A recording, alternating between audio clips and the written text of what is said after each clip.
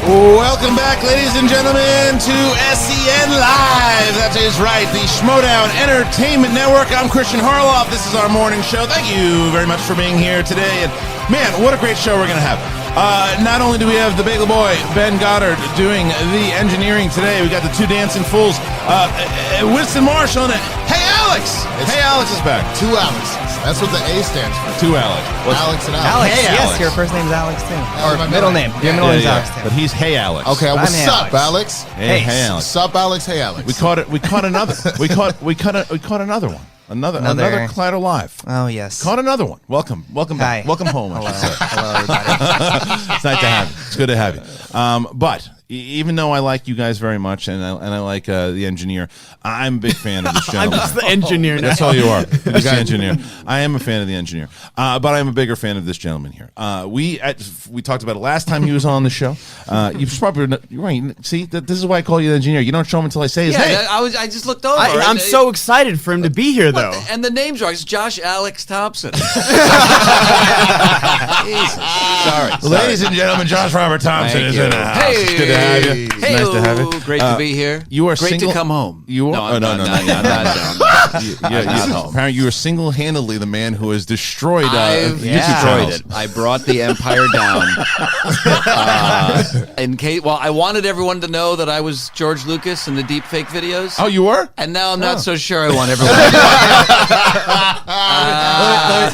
Let me ask George Lucas. I know he's in the house. sure, yeah. George, lots of stuff happening over the last week. Yeah. Can I get your opinion on what's going on with these? What happened? Well, sometimes some things you do for personal eccentricities. Some things you do for whimsy. Sure. It's hard to run a business. Look at Red Tails. Yeah, well, Didn't I say anymore? What was it? Was it Strange Magic? yeah, okay, yeah. I've made some mistakes. Okay. So I think. So you don't judge anyone. I don't judge anybody. Understood. I just feel like maybe a few too many videos starring me, but it's fine. You don't want to overstay your welcome. That's fair. But you feel you like to do. You like to be. I enjoy it. I you have a like great to- time hanging out at the Collider offices. Yeah. And just doing whatever they asked me to do. Right. Did you even realize that you were on set? I had no idea. And it's funny because Josh and I we were talking even before any of this went down about just coming back in. He's a busy guy. He's doing a lot of things, but he's busy. But looking forward to having him on the show. And then this whole thing kind of went down, and he's like, "Hey, I'd like to maybe say something." How did all this affect you? Well, I got a lot of fallout, a lot of heat on Twitter. They came for you? They came for me. Well, because Saying I it was was your tagged. I was tagged in some other tweets. Yeah. And I like Mark Fernandez. I mean, Yeah. I've only been over there just doing freelance deep fake stuff since October of last year. Yeah. So, but there was something I was tagged in, and everybody decided to make that the tweet they were going to comment on. And so it was just me getting included into this thing. That's And, probably died down though, right? It has died down. Yeah. But, it wasn't about the deep fakes. I'm proud of the deep fakes. Yeah. I like the work that we did. It was unfortunate that there was now sort of a stain on all of that. That's kind of how I felt. I actually I loved them. I watched all of them. I thought they were really funny, and I think good. that the stuff that you did, and a lot of that stuff was improv. The stuff that you all did of it. anyway, Yeah. it was all improv. All of it, See, that was. So I was talking to David Gambino, who used to run. I worked with him at Joel Silver, and he was he ran Downey's company for a while. And he was watching. He's like, "Man, these are written so well." I said, "I don't think they're written. I think Josh improvs all of them." No, I mean Ellis. Mark Ellis had questions that he was going to ask us. Right. So that's during the big round table. table. Yeah. And but that was it. That was it. Everything Right. else was just all right. Let's go. Like when we did the first one, which was me reacting to the Rise of Skywalker trailer.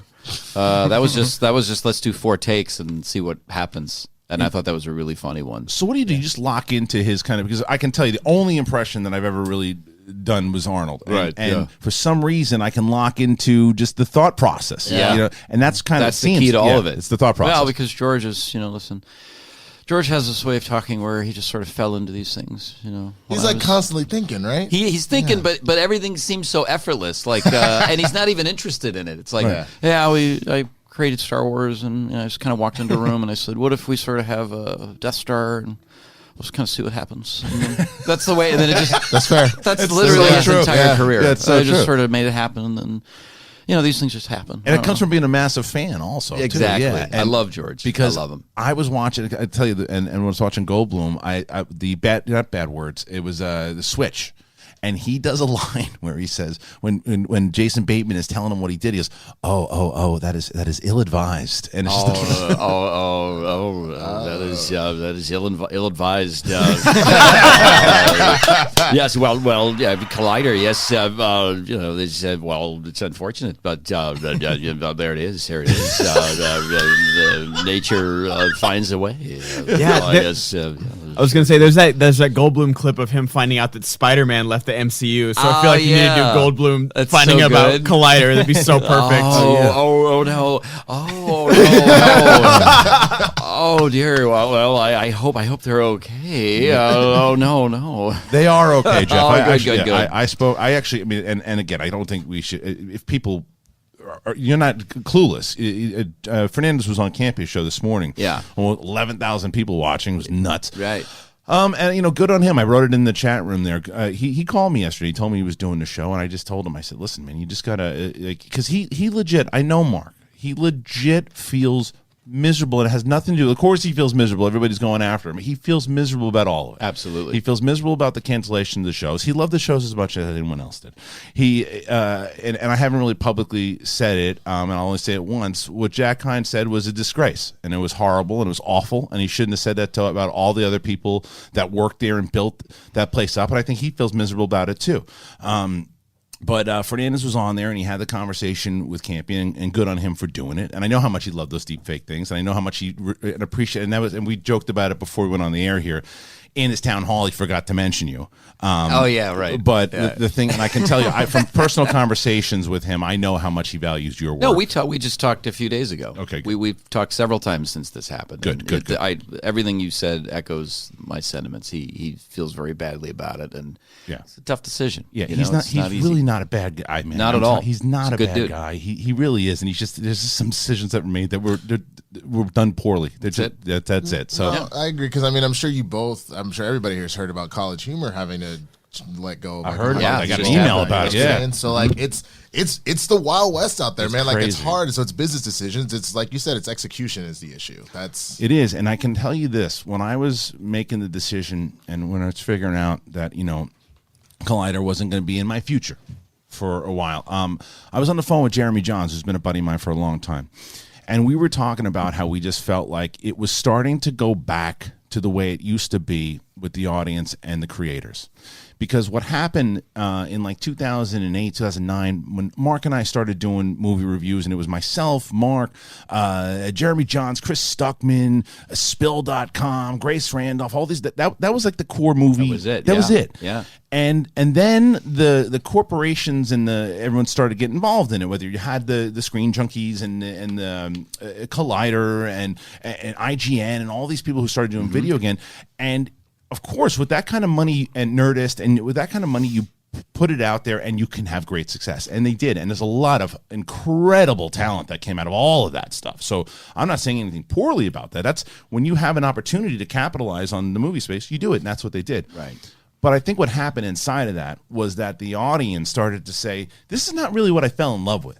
Because you see these smaller YouTube channels that were offshoots and doing their own thing, and smaller channels that the one personality, the one guy in front of the camera, the one girl in front of the camera, and the audience is like, this is kind of what I'm responding to. And I think it's the reason when Campea has had great success doing it. We're doing pretty good over here now. Other people are doing their own offshoots. And you look at Riley and Rocha and Roxy already, they jump off, and Rocha had 800 subscribers when he left Collider. He's over 10,000 now. And this is within a week. Right now, Riley's Patreon triple, got a ton of people that went on there. Triple, because it's the creators and the personalities that the audience falls in love with. And that's where the backlash came from. Yeah, you're right. And after I got I was doing network TV, I had a weird transition into this world. This world that you're in, that you're all very familiar with, I was trying to find a way into this. That was kind of why when the Collider thing came along, I was very excited because I had made a TV pilot several years ago, and in that pilot was the Walking with George Lucas sketch that I did. Was that at Comic-Con? No, that was another one we did too. But that was similar. a similar thing. Yeah. All prosthetic makeup, no deep fake, which in a way I prefer because you can see me, you can see the performer. You don't, I'm not hidden or obscured. But I could never get that George Lucas stuff to anybody, like Nerdist, and it didn't catch fire like I thought it would, because it was so well made, and I thought this was perfect for this community. So to be given this opportunity to do this was exciting for me, because I thought, oh shit, this is my way in. Yeah. Because I tried to do my own live stuff we talked about before. Yeah. On my own, producing everything, taking all the calls, setting up the cameras. It was exhausting, and I just felt like it was too overwhelming. I just wasn't part of a network or anything. So it's very difficult to do these things. But also, like you're saying, I think the audience prefers something a little more similar to what they started watching, in the beginning. Yeah, they attach to the personalities more so, and I think that when it becomes too corporate for them, they feel it, and they made it pretty clear. And I think it's just a shift that's happened, I think, all across the board, and there'll be another shift. It's just the way businesses go in general. There's always these shifts, and right now it seems again like this type of style, whether it's this or whoever, sitting in front of the camera, having the regular conversations seems to be working again. Yeah. So, we're glad that this could be your end, because I think more people need to know who you are, because I think you're funny. You're obviously hysterical, but you're also a good dude to talk to. No, I appreciate that. And I love it. I love films, and I'm a huge nerd myself. I really, honestly, like these are my people. You're my people. Honestly, I was so excited to finally come on here, because you and I sort of chatted over the years here and there. I had sent you, because I had found your stuff. I don't even know, because I've always been a fan of just people who can like do the dead-on impressions. And then I remember that I was doing Arnold for a while, and then someone sent me, "You should look at this guy's." And I was like, "That guy's is better than mine." And I was watching yours, and then it was that video that you did where you're kind of standing. You did like De Niro and Morgan Freeman and all this. Oh, the white background. Yeah, with the white background. Yeah. That was the one. It was one of the ones that when I was on Collider Live, you showed me that. Yeah, and then when I was doing this so long ago. It was a while ago, 10 because years ago. because I reached out because we were doing the celebrity impression dating game on the Schmo show. Okay. So I was like, oh, I got to get this guy on, and I was just kind of cold calling you, if you will. Right. And you're like, oh yeah, I've been a fan for years, and I'm like, that's awesome. All right, that makes this a lot easier. True. Yeah. True. Yeah. Yeah. Well, I thought back then, I had a different attitude about this whole world, which wasn't a great one. It was like, well, I'm on network TV. Right. I don't want to go do this shit. That was the industry. That was the industry. Yeah, we're all like, yeah. it's like, Josh, don't go on these. Yeah, like shows. like people would be like, oh, I'm making a new web series. 10 years ago, you'd be like, oh, okay, enjoy. Now you're like, oh, okay. What is it? Yeah. Can I be a part of it? You're right. And the truth is, I grew up in Cleveland watching local TV, and my favorite brand of local TV was the late night horror movie host. Yeah. And in Cleveland, we had like 6 or 7 at one time. We had Superhost, Frank and Drac, Big Chuck and Little John. Elvira was syndicated. We had Son of Ghoul. Ghoulardi was in the 60s. Big Chuck and Houlihan was in the 70s. So we had like over 7 late-night horror movie hosts. And all the backgrounds of the shows had exactly what you have here. All this cool, like, posters and pictures and paraphernalia and things from local stuff from Cleveland. Yeah. They are always showing up. This is all local at stuff from Cleveland. This is all local stuff from Cleveland, and I'm glad you brought this in. There's Parma, there's Cuyahoga, there's Coshocton. That's a weird Freddie one. Kitchens is over there. Wow. He was part of Collider, too. So I'm a huge fan of all Welcome that home. Yeah, thank you. And, but...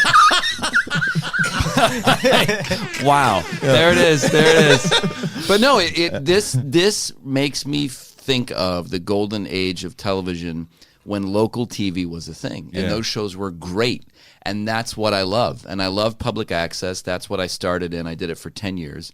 That's what this is, and that is not that is a compliment. To me, this is the better TV. We're like Wayne's World. It's like Wayne's World. Yeah. It's like that. No, it is. And that's kind of the idea of what we wanted to do, for sure, because it's like if you watch yesterday's show, yesterday's show was the show that I've always wanted to do. It was just a complete off the wall. Even the last time you were on. Yeah. And you notice you haven't heard one bot. Right. I'm not putting that fucker on for a while. Is that right? For a while. I'm gonna let it go for a bit. I was really preparing on the drive down. No, because I do have, because there's tons. Yesterday, the good news. Look, we've been getting a lot of support over the last week, and there's so many questions that have been coming in. We open up streamlabs.com/the Schmoedown, and people submit questions. I'm sure there's gonna be a lot of questions for you. Super chat. And yesterday, there was so many that I didn't get to. I'm getting to a point at this that I might have to do exactly what Campea does, and that's doing a separate video. Maybe So today I got to end the show around like 11:40, 11:45. It incorporates into that news that I've been telling you guys about that I know I've been teasing it, but I promise you when the time's right, you'll be excited about it. I just can't say anything just yet. So I'm going to get through as many questions here today as I can because I also want to talk to Josh about all the exciting stuff going on, what he's doing. So we will do that and get through as many as we can. And if I don't get to all the questions today, I'm going to make a separate piece and I'll be able to shoot it probably tomorrow. And to also add on to that, today's Backstage will be hosted by Ben Bateman, and his guests are both John Roca and Roxy Stryer. So that'll be really good. The draft, all that. Oh, I told you about that at the Comedy Store. You around this What weekend? is that, on Saturday? Saturday, yeah. Saturday. Might be able to do that. Please come by. We'd love to have you by. How long does this thing go on? So the award show, the award show, so confused it's all by right. all It's of all it. good. So the award show itself starts at 12:30, and it's in the main room. The whole thing's in the main room of the Comedy Store. Okay. So the award show itself will probably go between an hour and 20 minutes, right? And then the draft, the full-on draft happens right afterwards. So I think we'll be wrapped by between 3:30 and 4. So it's like, I mean, it's just people going to be drunk out of their faces and drafting and all the managers. So you come in and have a good time. Love to have you. A lot of fans. But by the way, and if you're going to be there and you're there, you should come up and yell at me and scream at him for Why ruining. did you do this? You're the reason, bro. You're the reason. Your stupid defense. You're not even funny. What was those? Is that what some of the comments were? Well, the tide's turned now. Everyone's cool again. But for a while, it was, man, I wish I knew who this guy was. He's so good. If only there was a way I could figure out what his name was. Dude, why are your impressions getting better and better? If only reading the video description was a thing that nobody does. Nobody does. You guys knew Unless this there's already. timestamps. Unless there's timestamps. If there's timestamps, Well, that's why we have Ben. Yeah, that's Ben all does- I'm good for. He's now doing. He's Ben now doing the timestamps? He's now doing the timestamps for other videos. He doesn't even. He doesn't doesn't even work have- for it. No, There's no. nothing to do with it. I'm a timestamp freelancer. That's very helpful. It's like- You actually could yeah. make a lot of money. That's doing really that. good. I know, it's true. It's like his crack. He just says stuff. Timestamps. At 3:42, he talks about the new Star Wars. At 7:58, he gets pissed off about Collider.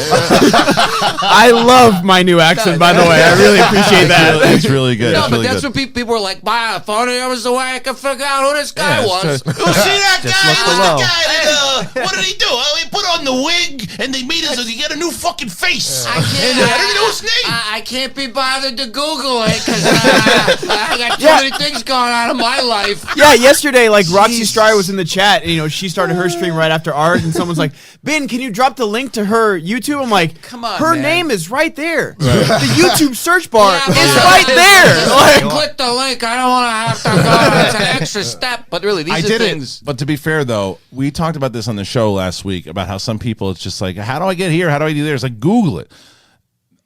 Not even 3 days ago, I texted him and I go, when does the Lord of the Rings series debut?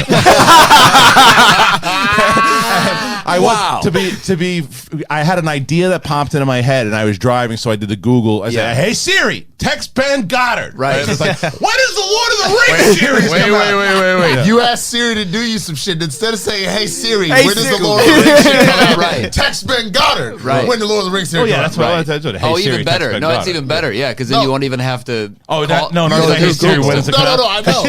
Because she doesn't know because she's an idiot. No, she would go, I found this website for you, so you'd have to read I it. have to read it. I Right, can't read. right. I don't do what you do. I don't watch feature films while I'm driving. Well, What the you're hell, missing man? out. Yeah, You're missing out. I'm missing out You're on killing missing people. out. Find one body. Find one body. You won't. That's a there's different. just a lot of extra speed won't. bumps anytime Winston Hey, drives. Siri, call me a personal injury lawyer. Hey Siri, call me an ambulance. Siri, Also- you all right? Also, you're not going to besmirch my name. I don't watch no feature films. I only watch episodic television. Thank it you, makes man. sense. No, I was Yes, gonna that makes say, sense. dude, I had You a know? real low opinion of you I right know. there, but now it's Now okay. it's better, Now it's right? better. You're back I just in. watch all your shows, your backlog on Oh, you YouTube. do? That's I watch Okay. a lot of Schmoes Well, Know. there's a lot of Schmoedown right now because you're doing research. Don't lie to me. Yeah. How's Mandalorian season finale? You like? I loved it. Me too. You know what? My favorite part, and you're all gonna hate me out there. What'd you do? And I don't even care. This is when they punch Yoda in the I face. love it. What? When those two stormtroopers Punch the baby in the punch him face. in it like as hard as they could. This is me. This was me watching it. I went, Because you felt like they were punching the internet, didn't you? A little bit. Yeah.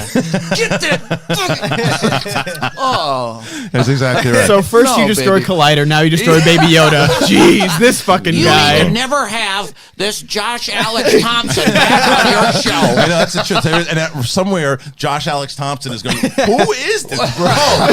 Which, by the way, my fucking favorite tweet, and I have to give you props. I laughed so hard, so much that I ran and showed my wife this. Here it is. This was amazing. So he...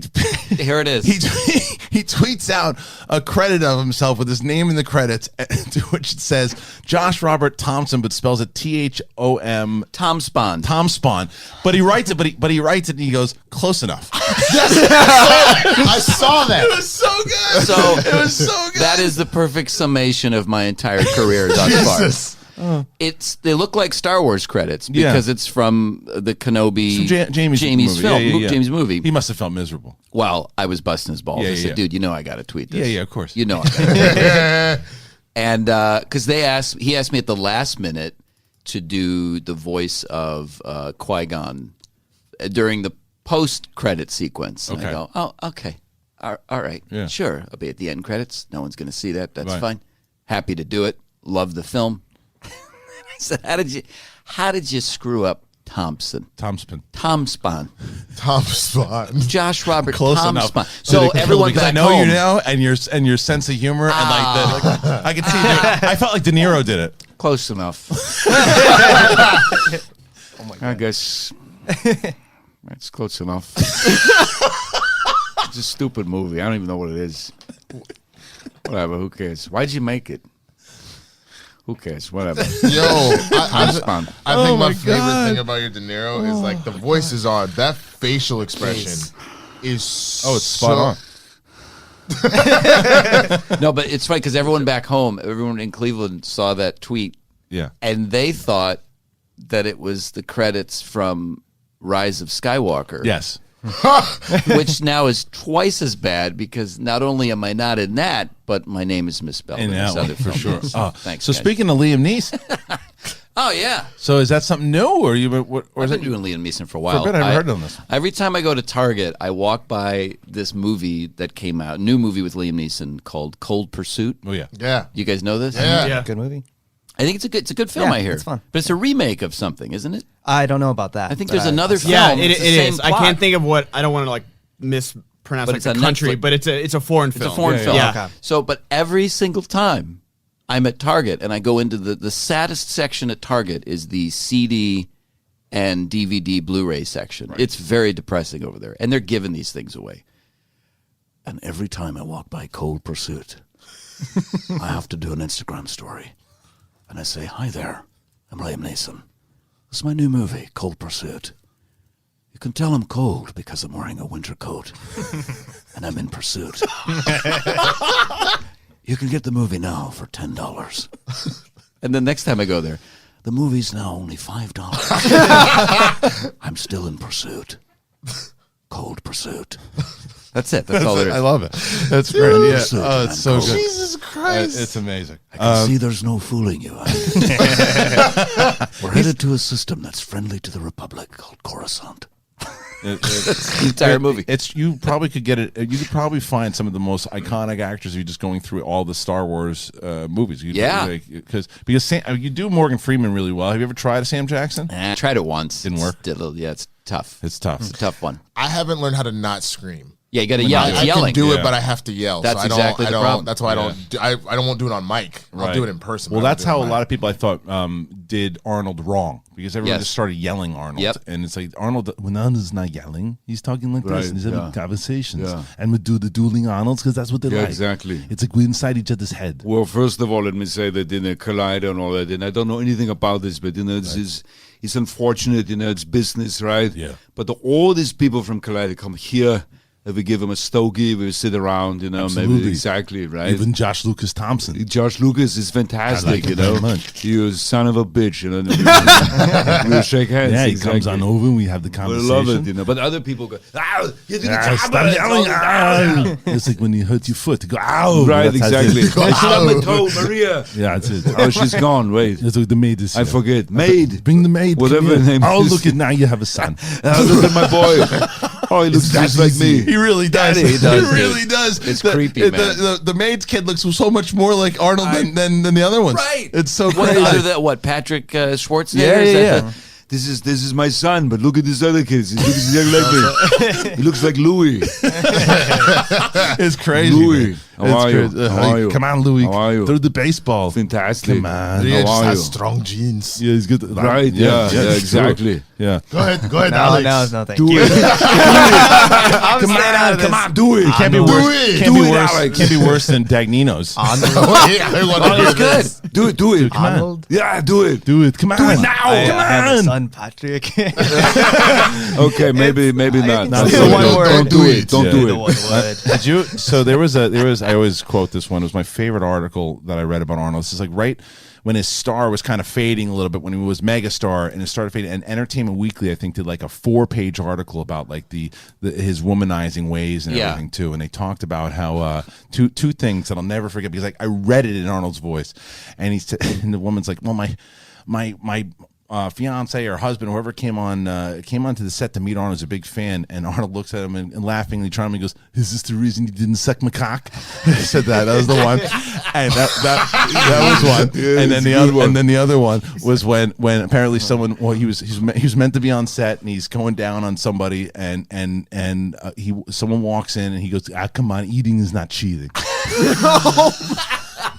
And I'm like, and when I heard that, I was like, I believe this. Yeah, of course. Because unless you're such a good writer, Right. you can like, No. well, what if he says this? What if he pops up and he goes, eating is not No, cheating? that's Arnold. Totally. If you watch Come Pumping on, Iron, Maria, eating is not cheating. What's the matter with you? come on. I do this and I'm Come coming on. every time I lift. I'm coming. coming. I'm coming with a woman, right? Yeah, With good. the pump. That's what the pump is. I got to get to my macros. Yeah, exactly. Timestamp. exactly. Eating is not cheating. No, there it is. Yeah, I tell you what I did. I named my penis Lou Ferrigno. Right. Hey, how we doing? Okay, sorry, I was my don't Lou do that one. Ferrigno. I apologize. That's all right. That's okay. Louis. That's Louis. The thing about Louis is, is you can't hear anything, right? Exactly. Louis, I had sex with your mother, right?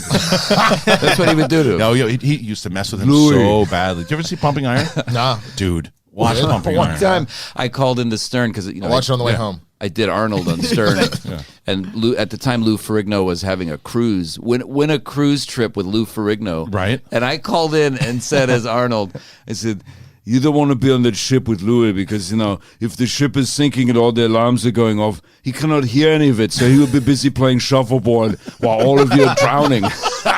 Exactly. You idiot. Did they try to trick him?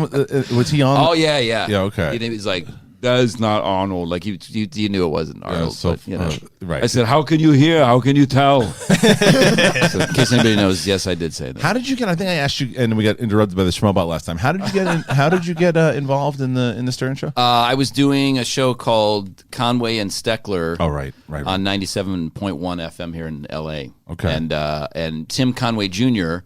was friends with Gary Delabate. That's right. And Okay. gave him a call because he said, "Dude, you got to hear this guy." And then that's how it started. How many times were you on the show? That's like my favorite.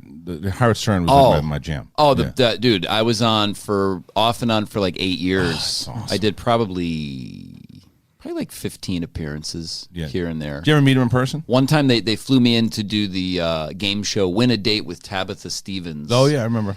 Where it was the early days of my Arnold impression. So I was just sitting on the panel with Jeff the Drunk. Oh man. And they put us not in a green room, but they put me and Jeff the Drunk in a like a broom closet. Right. So that was really fun. Yeah, it was a great introduction. I'm sure to it that smelled world. wonderful. Yeah, it was really great. Jesus, but Howard was super sweet, and That's great, man. Artie that was back when Artie was on the show, way back 2002. I think That's I was like on the there. glory years, man. So that was good, man. Yeah. I enjoyed doing that. That's really awesome. I'm glad because we didn't really get to get in depth on that last time, but I do want to get to something because, like I said, there's so many questions here. I'm going to read the ones from yesterday, and then I will read the ones coming in here today. So there might be some like, "Hey, Roca, he's not here." So this is something that we had from Pink Sweets. Since we're talking about glasses, he was asking Roca about his nearsighted or farsighted stuff. Like, anybody else? What are you? Nearsighted. Yeah, see, me too. Which one? Whichever one it is what you can see. Yeah. Okay, then I'm nearsighted. I'm no-sighted. I can't see No books. I can't see Yeah. books and shit. Oh, I'm farsighted. You're farsighted. Farsighted. Yeah. So if I'm watching a movie or something, You need it. like one of my films, I have to put glasses on. George, what did you think about? I mean, because I know you reacted. I saw the reactions, obviously. Yeah, What did you think of the overall movie? Wow. No, What a piece of work. Oh, Really, what a great Not a film. fan. Well, I had the Emperor on some kind of like a claw machine, one of those games. Yeah. I think you play. Was he hanging? Was it a claw it was machine? it was like a giant meat. It was like a meat locker. Or they had a Snoke inside. You could win one of the Snokes. They had Right. like 4 or 5 Yeah, Snokes. that's absolutely right. I thought it was. With a Snook dog. Yeah, I think that's what it was. It was. Yeah. It was very. It was passable. Okay. It Passable. was a good. Well, the fans certainly got their greatest hits album. Right. I think. So yeah, but I like the little guy, the little fix-it guy, Babu Frick. Babu Frick. What would your version? Because everyone wants to know what the Sure. George Lucas script was. There was that stuff with Michael Arndt, and we never got a chance Well, to see it was the dagger. Was it the dagger of Mortis, or what was it Oh, called? really? Was that what it was Okay, so called? that's confirmed. That was a rumor. That was it. That was confirmed. You were just going to do the I Mortis. had spoken about that, and it was more exciting. So did that piss you off when they didn't use that? Well, sure, because Matt Smith was in there. Oh, and they then took he him wasn't. out. Yeah. Oh, right. And then he was erased digitally, and we were gonna have Jar Jar in there as the main villain, which I thought would be Oh, interesting. yeah, Darth Jar Jar. Yeah, They talk- Misa kill you. That was the name of the film. That was the name of the working title of the film. That's Star right. Wars Episode 9. Misa gonna kill you. We were in Yo. talks. Yeah, we talked to Ahmed Best about it. He was on board. I have to make that movie.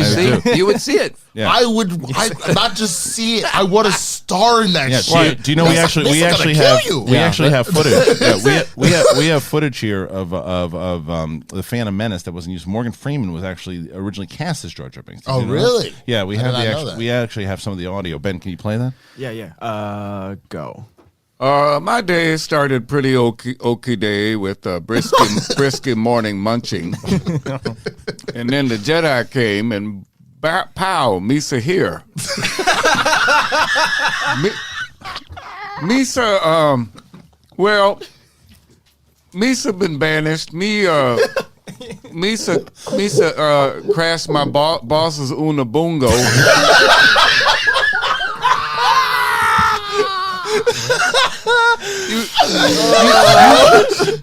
You mightn't be saying that. I crashed in the boss's head liver, then banished, and now Misa here. Wait, one more. Oh, Maxi Big the Force. Excuse me. Misa in a hidden underwater city. Misa show you. Misa show you. I'll tell you right now. I'll tell you right now. Here's the thing. Here's the thing. Is that when you tell me when that report came out back in the day, and it's nothing you did, people were like, how? People saying Jar Jar Binks and the Gungans could come off racist. No, that's what I was gonna say. This is how When you see hear it. Morgan Freeman do it, you're like, no, you can't. That's why I was laughing so hard. I was like, holy shit, you're right. it's full-blown bamboozled right And all he's doing is lines from the movie. He's just doing lines from the movie. That was it. Oh my god. Oh my god. That's so why- this is why Ahmed Best should be given a medal. Yeah, I know, man. Oh, Honestly, He's the like best. I almost Oh my hate God. you being on the show because I have to timestamp everything you do because it's so good. So it's like 31. George Lucas talks about Rise of Skywalker. 32. Morgan Freeman does Jar Jar. Racist Morgan Freeman. oh, god, that was great. Misa gonna go learn the force. Misa gonna learn the ways. Misa Master Qui-Gon. Wow. Really set me free. Wow. Misa Big Boss now. We can't do that. I did it. I'm not timestamping that. Timestamp it.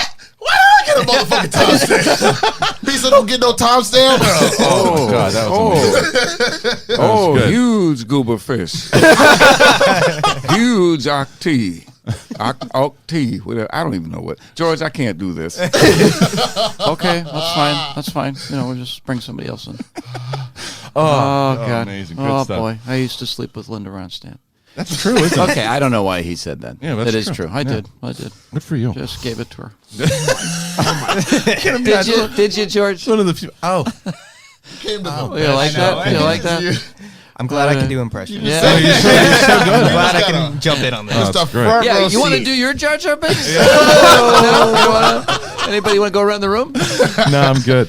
Oh shit, that was so good. Marshall Weeks. Hey, have you guys heard of the recordings of Chris Farley doing Shrek before they cast Mike Myers? No, because he was originally meant to do it, right? There's the whole campfire scene with him and Donkey, and it's really good. Yeah. Like he would have been a good Shrek, but I mean Mike Myers is great as Shrek too. You could have seen Chris Farley though in like the Broadway production playing Shrek. Yeah. That would have been amazing. Oh, that would too. have been beautiful. I know, I man. loved him, man. B. Arthur can get it. She sure can. Hey, just wanted to say that Brett's openness and honesty has really inspired me to finally seek out therapy and help for my depression. Life isn't always golden. Given my penchant for older, demanding women, I'm guessing I might have some other issues. We'll see. Did I write that? You might have. You might have on the way That's over. amazing. Has he You're been really B. good. Arthur can get it this whole time? I know. Have you? That sounds. I mean, that's Sounds like everything good that you for do. good for him though. Yeah. Well, that's the really thing. great. I think man. that's what. So Brett, when we were talking about it yesterday with him on the show, I don't think you've been on the show with Brett yet, have you? No, I refuse to. It's in my I mean, clause. that would make sense. Yeah, I'll put it in there. Thank you.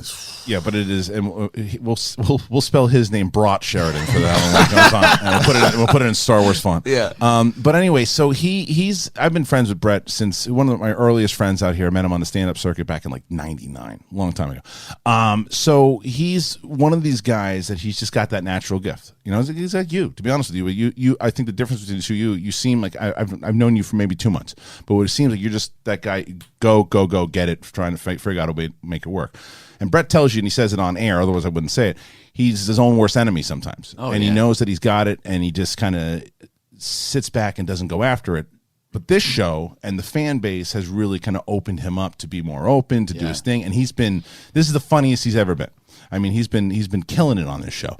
So I think he's been an inspiration to a lot of people like this. So we're seeing more and more messages like that. That's great. So it's great. Well, when I used to do my live shows, I opened up a lot about the stuff I was going through, my own depression and my own struggles with that. And there were so many people that it made it more real to them and more relatable to them. Right. Instead of just bullshitting everybody that, hey guys, what is up? I'm happy. Everything's great. Josh Robert Thompson. How are you guys? It's a beautiful day. Yeah. Well, I was dying inside. Yeah. And then I started seeing a therapist, I don't know, a couple of years ago, and really turned everything around. And I get a lot of messages still from people that say that the show, like I know your show, people will say this show helped me through stuff. Yeah. It means a lot to everybody that these shows are here. It gets people through. Wonderful message this morning, and I'm not going to say his name because I don't know if he wants it out there, but a vet. Yeah. And I've met him and his lovely wife many times at Schmoedown events, and they've come to it too.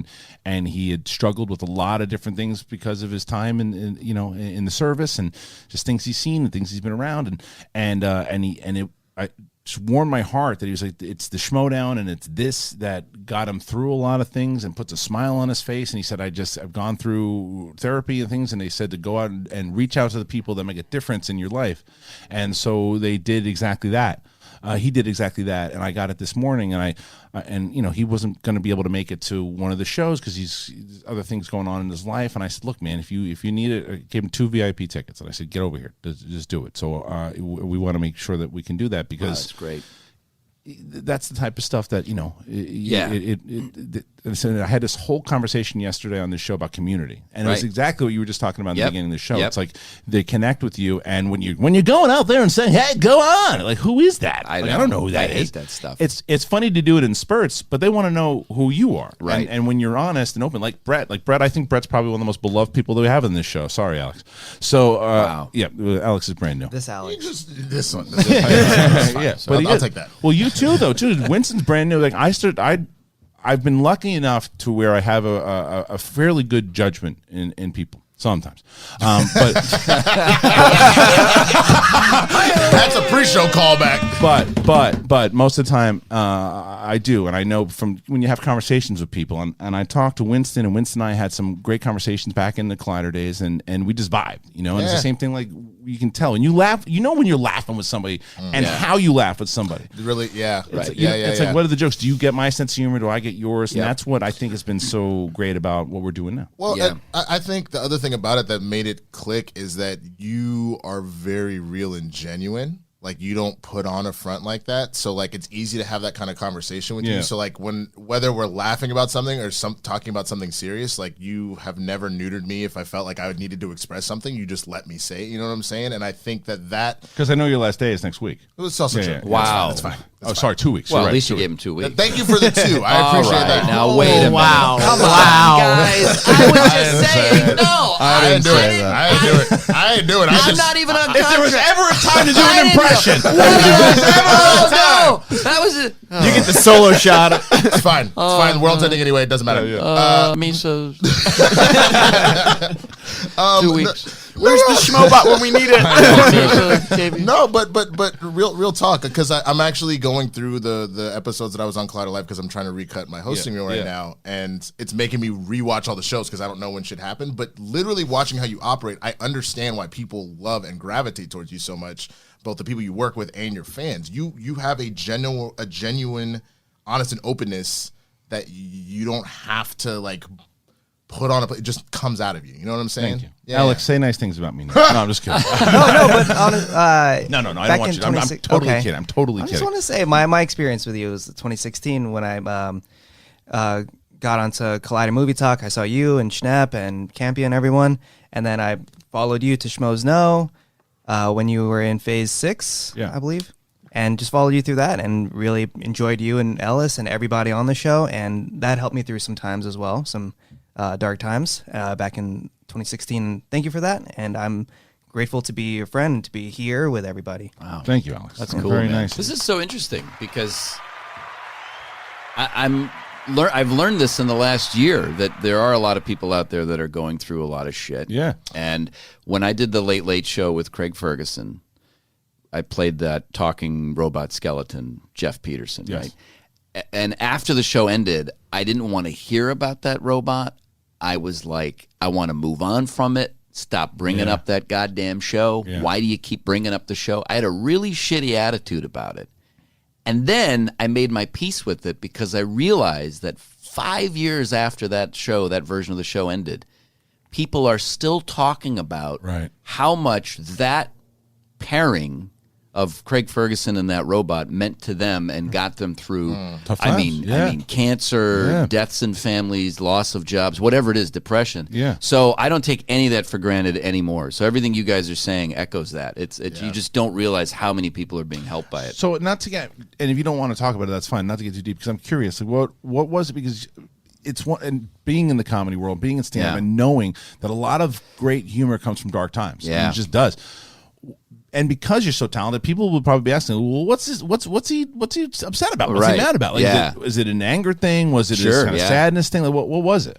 I think for me, it was after that show ended. Yeah, I really wanted to be known for my own thing. I didn't want to. And I love Craig Ferguson. He and I are great friends. I just saw him a month ago, and we hung out and we're working together on something. And I just wanted to not be in the shadow of that anymore, right? Which I think is a reasonable thing to want.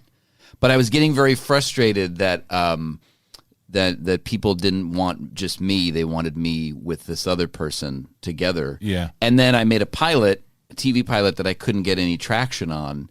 So I just felt like maybe this is it. And everyone goes through this in any job, but in this industry in particular, it's like, shit, I don't know when my next gig is going to be. Right. And I was just the guy behind the wall. So no one, again, it's the same thing. That's why I was joking about the Josh Tom spawn and people not knowing I'm George Lucas. Right. I laugh about it now, but that's just how the industry is, especially in my work. But like they say, you laugh to prevent from crying, because it's one of those situations where it clearly is a soft spot, but that's actually why that joke hits so hard, is because you were putting actual soul into that when you're like, close enough. I put close enough, but 2 years ago, the old me would have posted that and not made a joke about it. Right. And then it would have turned into this really ugly thing, you know? And look, social media is weird. It's still relatively new. I think we just don't know how to mind our P's and Q's. It's very easy, as we saw last week, someone can tweet something that's very shitty and have it blow up into this thing. At the end of the day, it's a tweet. It's not the end of the world. Right. It's still a shitty thing that was said. I completely agree. But it is a different world that we live in now, you know? I think it comes from the fact that, like, we're all having those dark thoughts, like, all the time. Yeah. But before, when you weren't able to just so rapid fire say them online, correct, you would filter that shit. And that's the problem, is that there is no more filter, so now everybody just looks like an asshole.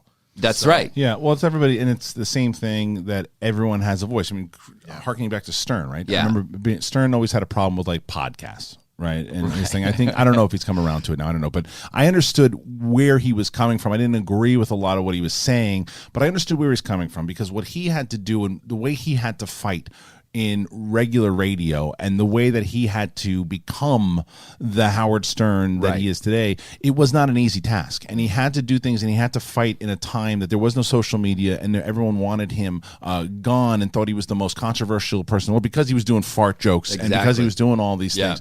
And he had to fight for it. So to him, I can understand if you put yourself in his shoes when he's looking over and going, oh, wait, so Alex wants to do a podcast today. Now Alex thinks he's a radio guy. Right. He's like, this isn't a radio guy. Now, Alex is very talented. If Alex starts talking about music and movies, that's an opinion you want to hear from. But to Stern, when you look at it, he's like, everybody's got a voice now. Right. Anybody can do it. And that's what's attractive to a lot of people, that anybody can have a voice. See, that's how I felt. I felt the same way he did when I was, because you're coming from this different world. Right.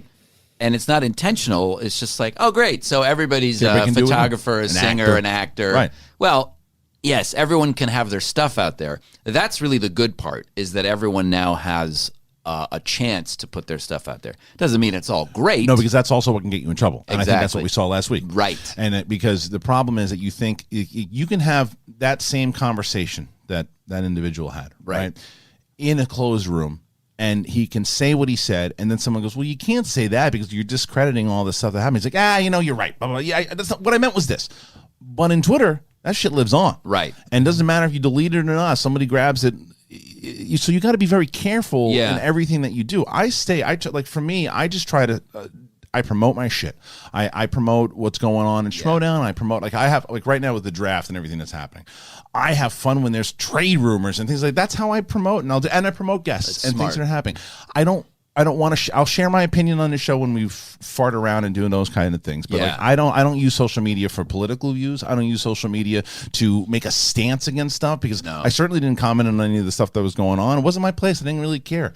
I shouldn't say I didn't care. I didn't care to comment on it. I certainly cared about a lot of the stuff that was said. It hurt me, the comment that was made. But I figured, you got some. Ken Knapsack was a very close friend of mine. I thought Ken did what he had to do, said what he had to say. I thought Campea did a tremendous job in his video explaining, and I said that it is what it is. I said the opinion's out there, but you just got to be very careful on social media because everyone does have an opinion. Well, that's the lesson I learned. I used to get into it with people, right?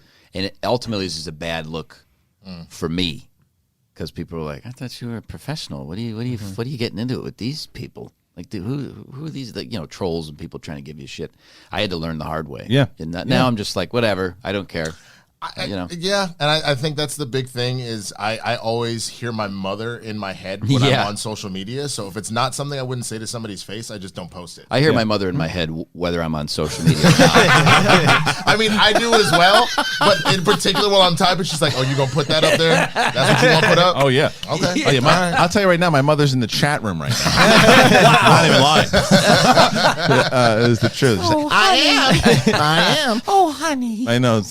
Mom, how funny is Josh Robert Thompson? Oh, I love his work. He's really good, Thompson. He was great as the robot. Oh, that's not my voice. I sound like this. Don't you make an impression of me. Oh, it's very nice to meet you. Honey. Do you watch the show also? Oh, I don't know.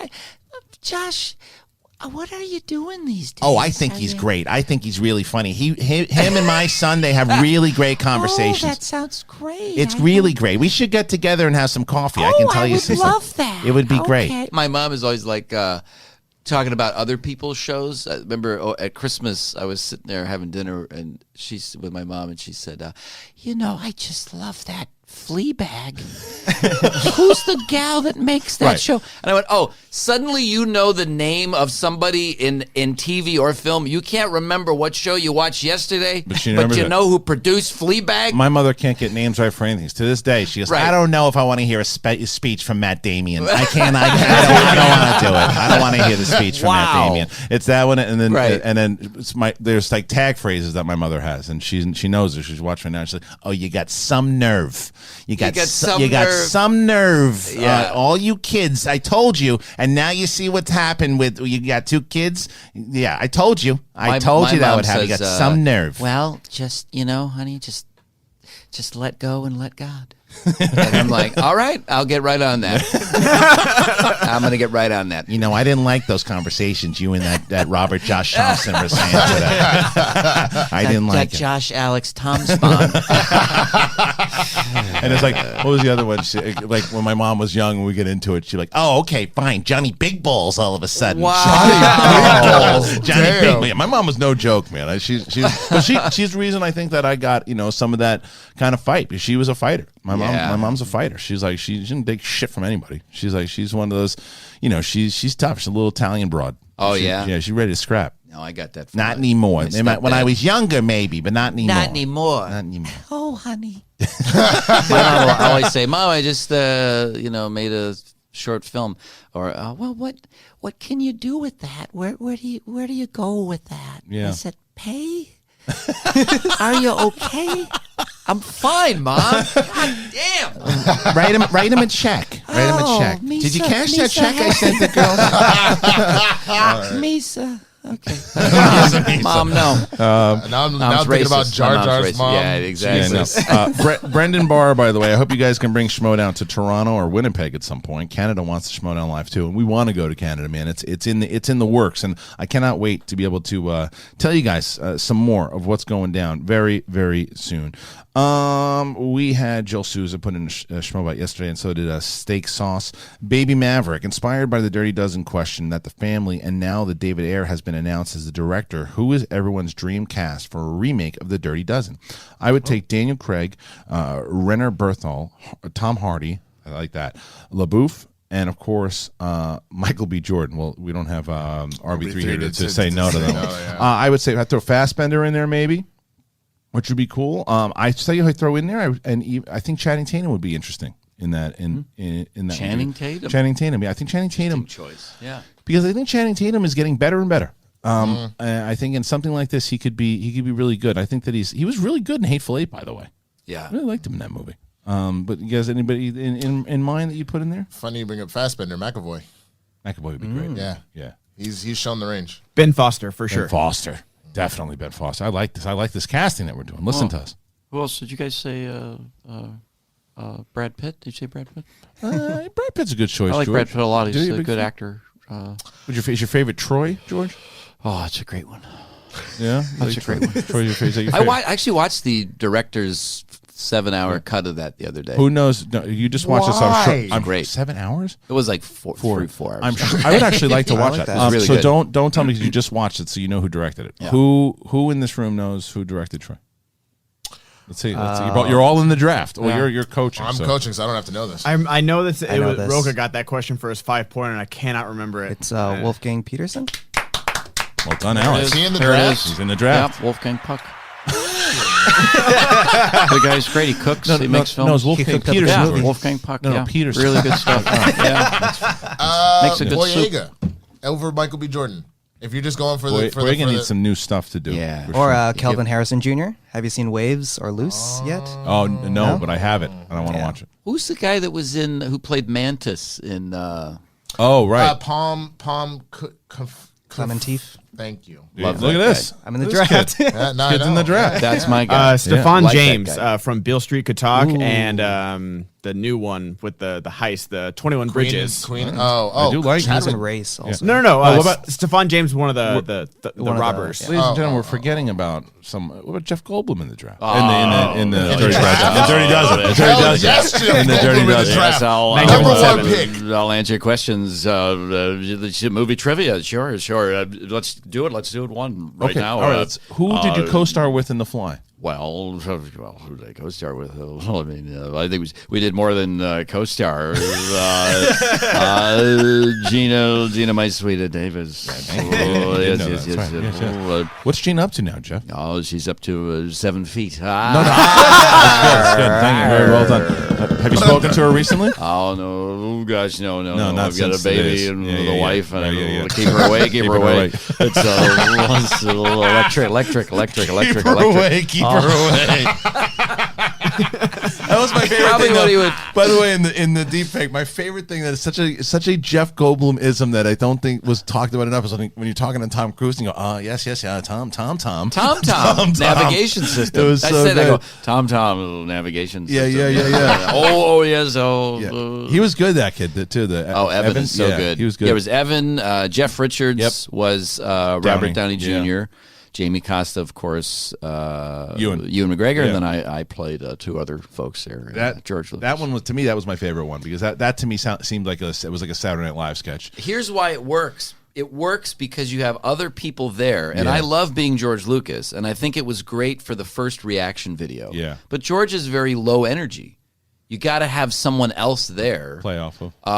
to play off of. Yeah. And when you have all those guys there, even the one I did just with Jamie as Harrison Ford, it's perfect. Yeah. Because you get a little energy there. You get That was a something to that work was a with. good one too. Force It was I Yeah. thought it was, yeah. I did think that series took the brunt of anger Yeah. for stuff because the series it's funny because people I think the first thing that they said it unfairly was it's a fad and it'll go away. Yeah, but right now they're crushing. Those videos are crushing and the they're reason, fun. yeah, and they're fun and they're good because it's different from what they've been doing with deepfake before, which was Right. we'll take existing footage and put someone else's face on Right. it. Okay, it's cool, but that's the fad that I think will fade. Yes. What we're doing is I don't think anything nefarious. I think it's more like SNL, like what you're saying. That's why I think that no one has come to the defense of that point because what Mark had thought about doing, which I agree with him, because he's a big comedy guy. He loves going to the Comedy Store and hanging out at the Comedy Store and doing those things.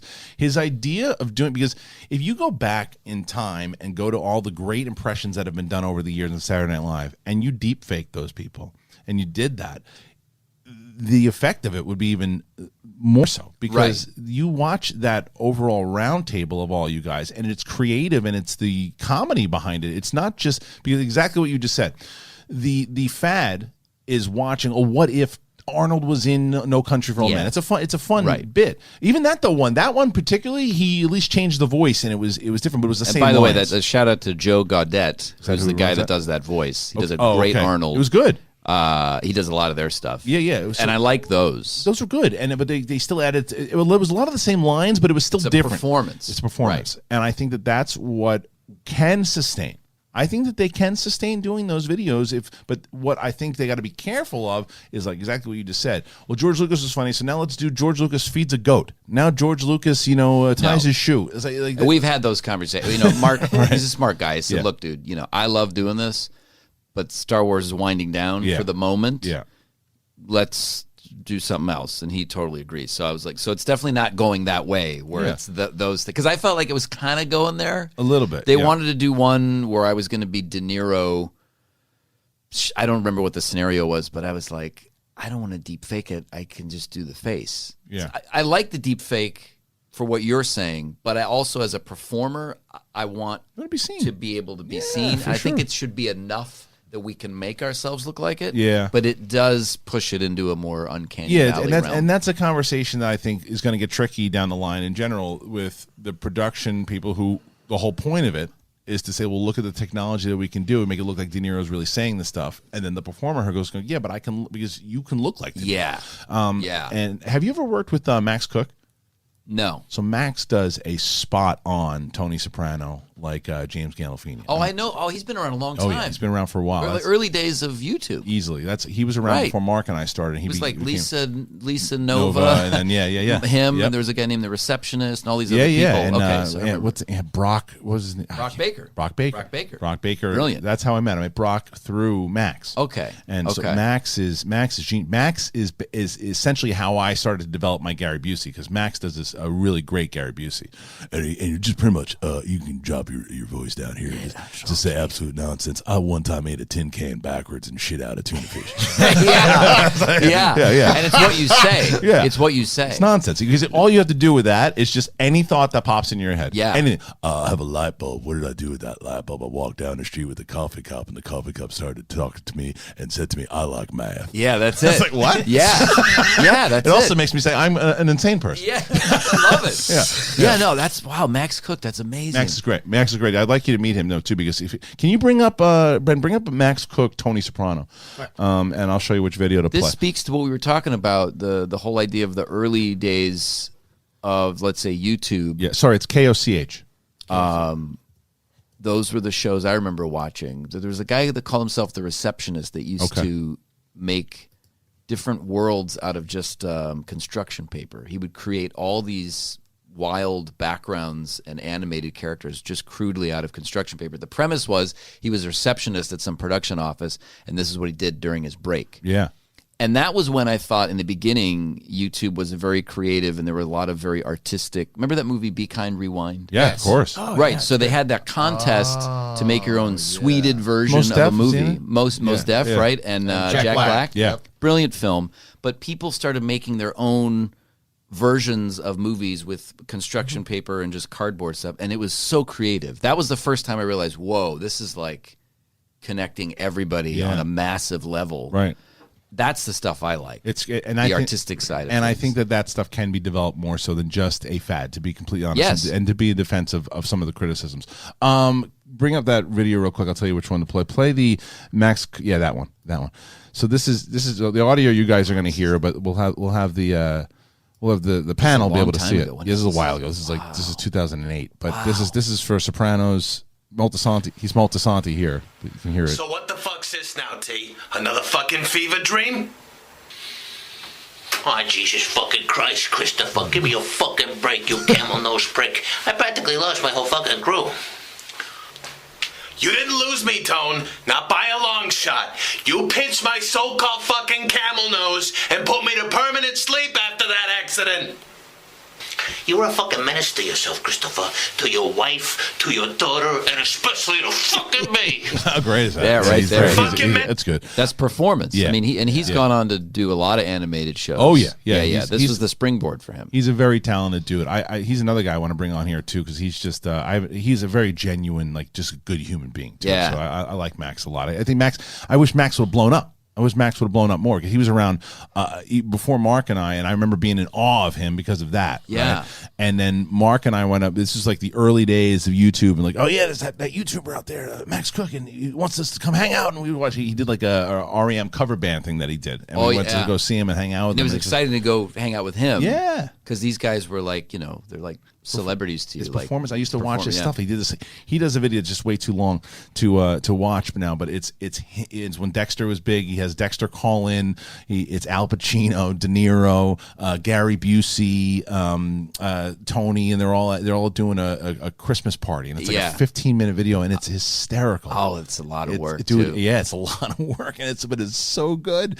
It's a riot. That's where I started. That's where I also sort of was like, when you coming from getting paid for doing the work that you do, to having to start over like online and not getting paid for the work that you do, and then putting that much work into something, right. You have to. What it forces me to do is get back to remembering why I created stuff in the first place. Like as a kid, like making TV shows. I had a basement in Cleveland where I'd build cardboard sets and do fake TV talk shows with my friends. Right. Or making movies in my backyard, like horror movies. Yeah, you need to get back to that essence. Why did we do it? We didn't do it for views or likes. Right. We just did it because we liked it. So you got to remember that. You do, because it's you hard also to remember. But you also, I think it's fair to say to yourself, well, if I put that love and I put that effort into it, the reward will come. Right. And the question is to you at that point, what is the reward? Is the reward the acceptance from the audience, understanding the hard work you're putting into it? Is it monetary? Is it all these things? Like, I want to get paid. You want to get paid. So like, which makes sense. But it could be all of those things, right? And I think that that's exactly what you're saying, because I had a lot of different potential roads that I was going to go down, and I stuck to this road, and I stayed in this road, and I had other opportunities of things that I could have went and had the normal job and done fine, but it's also that stupid calling you feel like you have, like I can't do anything else. And I'm sure that especially it's the same thing. I was just watching the Joseph Campbell, was it Hero with a Thousand Faces? Okay. The Power of Myth. It was a series with Joseph Campbell way back in the 80s where he's talking to George Lucas. And Joseph Campbell always talked about follow your bliss. That was his one thing that he said. And that's what you're talking about. Yep. What is it that makes you happy? I'm in the midst of that right now. I love doing all the voices, but now I'm getting back into making films and writing. That thing has been pulling. I've been being pulled so strongly toward that. Yeah. That's where I got to go. I got to follow. What are you writing? You're writing comedies? You're writing dramas? You're writing horror. That's right. You're a big horror artist. Massive horror fan. Yeah. And I've just been steeped in watching a lot of Italian horror films and truly beautiful stuff, the cinematography. I mean, when I was a kid, they were just like shitty-looking movies on VHS with crappy prints that we just were horribly dubbed. Yeah. Didn't think twice about it. But so that's the world I'm interested in. I'm still going to do voiceover because it's my bread and butter. Right. I'm not going to like say fuck off to that. But I'm really being pulled this way. Voiceover allows you to be able to pursue that. That's exactly it. Yeah. Facilitates it. Yeah. Can I ask what some of your favorite horror movies are for the decade? Of the decade? I mean, like of last year, the decade. Give me a list. Give me a full list. On the spot. Honestly, the one that January 1st, 2010. Okay, here we go. So it all started with, I would have to say, because I just watched The Exorcist again. I'd seen it many times, and I watched it, and something about it was different. I just marveled at what a masterpiece this film is. It's just, and the film, nothing really crazy happens until like the very end. The exorcism doesn't really last very long. It's all about character. It's all about getting to know these people. It's very realistic the way that film is portrayed. I think the Babadook is the one for me that is probably my favorite of the last decade. That's kind of scary because I actually was gonna say, so you probably like the Babadook, a lot, and I just didn't. Yeah, like that's. He's scared of everything. He's like Makuga. Yeah. Can we do a reaction video of you watching a horror movie with Josh? That would be great. Yeah, fine. Can we do it as a deep fake?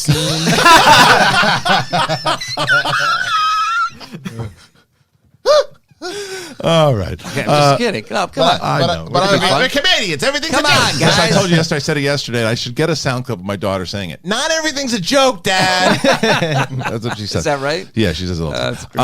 Okay, let me get. I love the open micer thing you said. She says. So I said this to my daughter years ago, and she says it, and I kept when you repeat a joke and you say something. I can't remember what the joke was that I said to her, but I said it to her in the car, and she goes, "Chicken butt." It was chicken butt. That's right. Yeah. She goes. You know what? And I go, chicken butt? She goes, like, don't say that, Dad. I go, she said, I don't say that anymore. And she goes, you know what? I go, chicken butt. She goes, don't be an open micer. Wow. Wow. Right, yeah. She's that is your kid. She said open mic. She's like, open micers repeat the same bits over and over again. They don't get laughs. And she remembered it when she was like 3 or 4. She goes, yeah. It was good. She's brilliant kid, She's dude. correct. She's super smart. She powers through books, dude. We just bought her a book, and it's like, she's like, I just finished a book. It's like the day of. It's like a 400-page book. And Jesus. Like she's off from school. So she's just sitting around reading all day.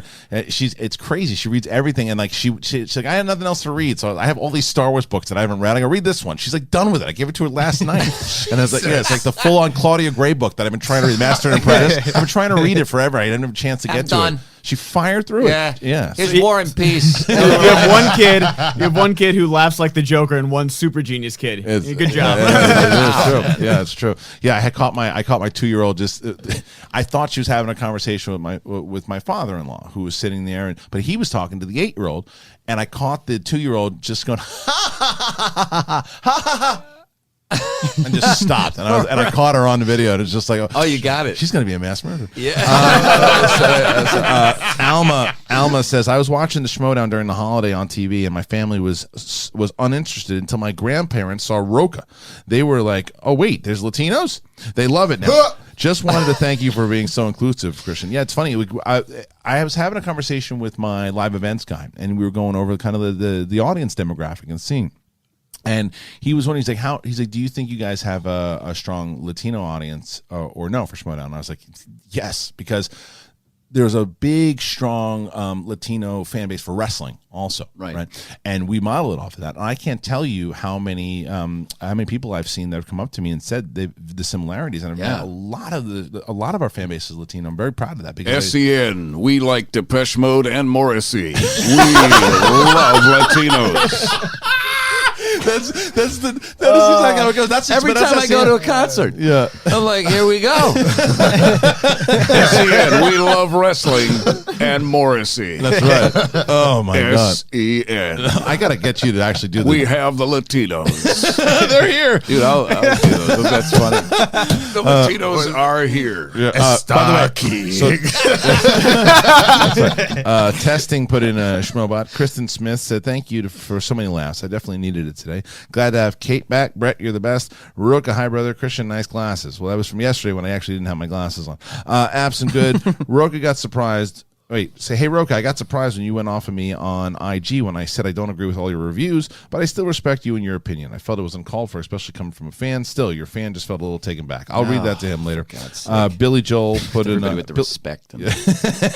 Billy Joel put in Schmoebot, which said, and I guess Kate's training in schlong for Ben's cack. So yesterday, you see that someone pieced that out also? Yes. Yeah, but I didn't watch it yet. What happened? I just pieced out the video. So yesterday I said to Kate, because they had her bit. Oh, I saw that. Did you see the bit that she said about him? No. So, can we not? All right, fine. Right. Just go and watch the clip. Yeah, just go watch the clip. Fair enough. Watch the clip. I just heard you were super red. That's all I heard. Well, that was the second part of it. That was the second part. I'll tell you the first part later. Yeah, later. But it was really. You could just watch the piece out on the clips for sure. And I noticed you didn't put that in the time codes. What do you want me to put that in the time? Like, what do you want me to timestamp? Kate razzes Ben. It was right around. It was in between two things. I saw you. Which two things? I know what to go look. Yeah, exactly. Exactly. Where are the goddamn time codes? Where is it?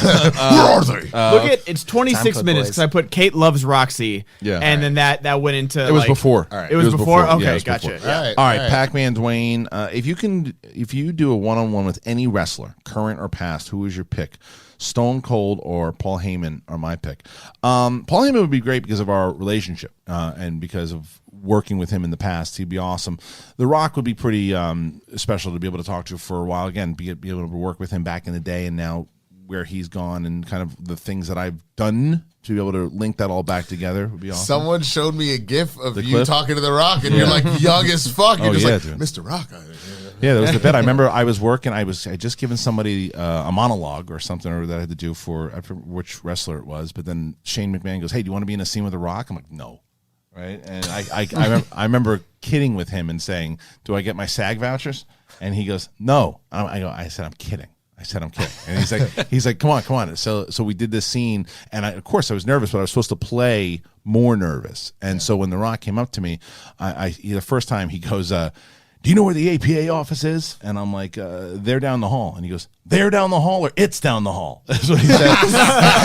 And it was just like that, right? So then we shot it again, which was the one that made the cut. And this time I said, "They're down the hall," right? And he did it both times. He goes, and he never did this. And I was expecting him to just punk me because that's what he does to all the people. And he goes, "You new here?" And I'm like, "Yeah." He goes, "The Rock." And I go, "My name is You shook my hand. You walked off. You didn't want to hear my name. But then when I've told this story again. So forgive me if you're a first time listener or Josh. Hi. I was at some party. Like it was probably like a year later. And it was this I don't know, UTA doesn't even exist anymore. It was a talent agency. And I was there for this party. And The Rock was just starting to blow up with his movie career and everything too. And so my buddy goes, "Hey, you used to work with this guy." And The Rock came over. We talked for a while because we were just bullshitting. He was just open, good dude, talking for a bit at this party. And I don't know, it was probably maybe a couple hours later. We both shut the party down, and as we're leaving, I was like, Dwayne, it was good. It was good running into you. And he's like, absolutely, man. He's like, what was your name again? I go, Kristian. I was like, you son of a bitch. He did it twice. Because he remembered it because we were talking. I told him the whole conversation. It was really good. So it was awesome. Wow, yeah. man. So that's kind of that's the story. So piece that out. Kristian tells a rock story. Probably more people watch that clip than this whole fucking episode. Speaking of which, the Clip Out channel, people have been asking as far as Clip Outs go. We have the SEN Clips channel. It is featured on this channel. You can go and find it, SEN Clips. Subscribe to that. There's only like 3,000 subscribers now, but I think we can get bigger and better over there.